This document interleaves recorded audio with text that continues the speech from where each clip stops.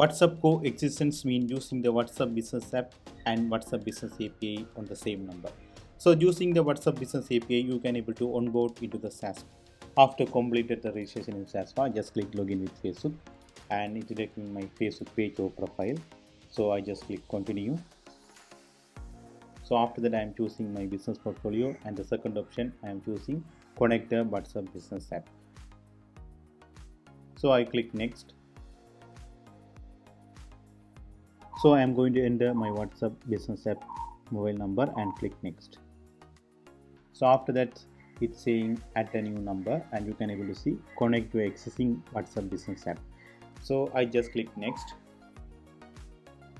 So it's showing a QR code, and same time I got a message in my WhatsApp Business app, and you can able to see connect. So I just click connect, and you can able to see I just scanning this QR code using that option. So once I complete the scanning, it's direct to that page and complete that onboarding. So I just click next. So here I need to click confirm. So it takes some time to set up it. So once it's done, I need to add the payment method. So I just click add payment method. So I am currently in the Meta billing and payment. So first I need to enter the business information. So I need to choose the currency, address and all the business related information, and I just click serve.